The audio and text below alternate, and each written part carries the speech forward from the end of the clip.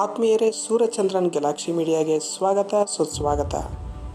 ಕರ್ನಾಟಕದಲ್ಲಿ ಬರುವ ಶೈಕ್ಷಣಿಕ ಸಾಂಸ್ಕೃತಿಕ ರಾಜಧಾನಿ ಎಂಬ ಹೆಸರಿನಿಂದಲೇ ಪ್ರಸಿದ್ಧವಾದ ಸ್ಥಳ ಧಾರವಾಡದಲ್ಲಿರುವ ಸೋಮೇಶ್ವರ ದೇವಾಲಯ. ಈ ದೇವಾಲಯವು ಅತ್ಯಂತ ಪುರಾತನ ದೇವಾಲಯವಾಗಿದೆ. 12ನೇ ಶತಮಾನದಲ್ಲಿ ಜಕಣಾಚಾರ್ಯರಿಂದ ನಿರ್ಮಿತವಾದ ದೇವಸ್ಥಾನವಿದು.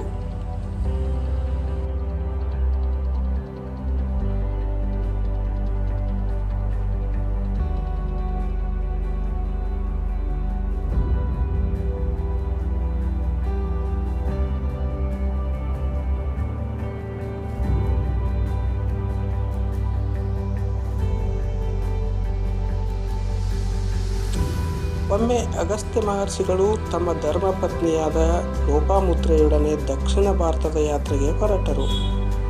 ಅವರಿಗೆ ಮಾಘ ಮಾಸದ ಕೃಷ್ಣ ಪಕ್ಷದ ತ್ರಯೋದಶಿ ಮಹಾಶಿವರಾತ್ರಿಯಂದು ವಾರಣಾಸಿ ಮುಟ್ಟಿ ಅಲ್ಲಿರುವ ಜ್ಯೋತಿರ್ಲಿಂಗದ ಕಾಶಿ ವಿಶ್ವನಾಥನ ಪೂಜೆ ಮಾಡಬೇಕೆಂಬ ಯೋಚನೆ ಇರುತ್ತದೆ. ಆದರೆ ಅವರು ಶಿವರಾತ್ರಿಯ ಹಿಂದಿನ ದಿವಸ ಸಾಯಂಕಾಲವಾದ ಕಾರಣ ಧಾರವಾಡದ ಈಗಿರುವ ಸೋಮೇಶ್ವರ ಸ್ಥಳವನ್ನು ತಲುಪುತ್ತಾರೆ. ಆಗ ಆ ಸ್ಥಳವು ದಟ್ಟ ಅರಣ್ಯದಿಂದ ಕೂಡಿರುತ್ತದೆ. ಅಗಸ್ತ್ಯ ಮಹರ್ಷಿಗಳು ರಾತ್ರಿ ಅಲ್ಲಿಯೇ ವಸತಿ ಉಳಿಯುತ್ತಾರೆ.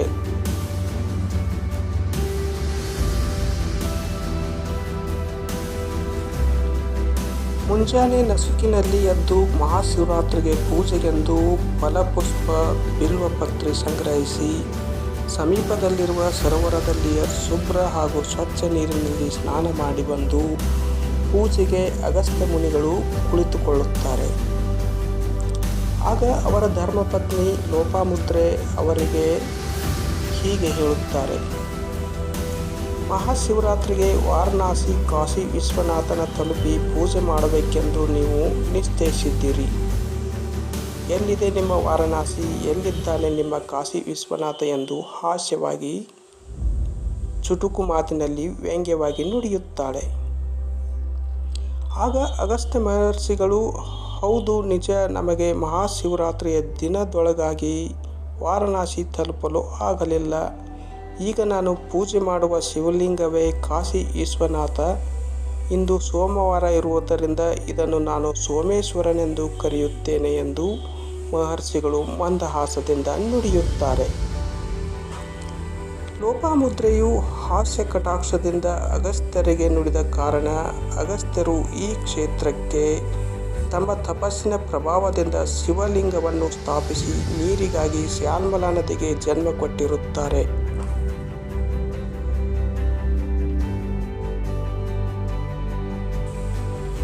ಈ ಸೋಮೇಶ್ವರ ಗುಡಿಯಲ್ಲಿ ಅಗಸ್ತ್ಯ ಮುನಿಗಳ ಶಕ್ತಿಯಿಂದ ಈಶ್ವರನ ಲಿಂಗ ಹಾಗೂ ಶ್ಯಾಮಲಾ ನದಿ ಇವೆರಡರ ಉಗಮವಾಗಿರುತ್ತದೆ. ಈ ಗುಡಿಯಿಂದ ಸ್ವಲ್ಪ ಹೆಜ್ಜೆ ಮುಂದೆ ಹೋದರೆ ಸಾಕು, ಅಲ್ಲಿ ಶ್ಯಾಮಲಾ ನದಿ ಹುಟ್ಟಿದ ಸ್ಥಳವಿರುತ್ತದೆ. ಗರ್ಭಗುಡಿಯಲ್ಲಿ ಉದ್ಭವಲಿಂಗ, ನವರಂಗದ ಮಧ್ಯದಲ್ಲಿ ಜಕಣಾಚಾರ್ಯರ ಕೆತ್ತನೆಯನ್ನೊಳಗೊಂಡ 4 ಬೃಹತ್ ಕಂಬಗಳಿದ್ದು ಚಾವಣಿಯಲ್ಲಿ ಬಹುದಳಗಳನ್ನು ಹೊಂದಿರುತ್ತವೆ.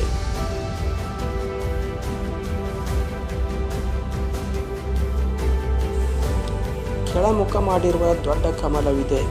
ಶಿವಲಿಂಗನ ಎದುರು ನಂದಿಗುಡಿಯ ಬಲಭಾಗದಲ್ಲಿ ಮಹಾಗಣಪತಿಯ ಮತ್ತು ಮಹಿಷಾಸುರಮರ್ದಿನಿ, ಶ್ರೀ ಲಿಂಗೋದ್ಭವ, ಶ್ರೀ ಚಂದ್ರಶೇಖರ, ಶ್ರೀ ವೃಷಭವಾಹನ, ಶ್ರೀ ಕಾಳಭೈರವ, ಶ್ರೀ ವರದಶಂಕರ, ಶ್ರೀ ಸತ್ಯನಾರಾಯಣ, ಶ್ರೀ ನಟರಾಜ, ಶ್ರೀ ಭಗೀರಥ, ಶ್ರೀ ಹರಿಹರಾರ್ಥ, ಶ್ರೀ ಅರ್ಧನಾರೇಶ್ವರ, ಶ್ರೀ ದ್ರಾಕ್ಷಾಯಣಿ, ಶ್ರೀ ಹರಹರ ಮಹಾದೇವ್, ಶ್ರೀ ಮೃತ್ಯುಂಜಯ, ಶ್ರೀ ಅನ್ನಪೂರ್ಣೇಶ್ವರಿ, ಶ್ರೀ ಭದ್ರಕಾಳಿ, ಶ್ರೀ ಸುಬ್ರಹ್ಮಣ್ಯ ಸ್ವಾಮಿ, ಶ್ರೀ ವೀರಭದ್ರೇಶ್ವರ ಸ್ವಾಮಿ ಮತ್ತು ನವದುರ್ಗಿಯರು ಮೂಲತಃ ರೇಣುಕಾಚಾರ್ಯ ವಿಗ್ರಹವಿರುತ್ತದೆ. ಇದೇ ಗುಡಿಯ ಹೊರಭಾಗದಲ್ಲಿ ಪುಷ್ಕರಣಿ ಇರುತ್ತದೆ. ಗುಡಿಯ ಹೊರಭಾಗದಲ್ಲಿ ದತ್ತಾತ್ರೇಯನ ಪಾದೋದಕ್ಕೆ ಮತ್ತು ಹನುಮಂತ ದೇವರ ವಿಗ್ರಹವಿದೆ. ಮುಂದೆ ಶನೇಶ್ವರನ ದೇವಸ್ಥಾನವಿದ್ದು ಮತ್ತು ನಾಗಪ್ಪನ ಶಿಲೆಗಳಿಂದ ಚಿಕ್ಕ ಗುಡಿ ಇರುತ್ತದೆ.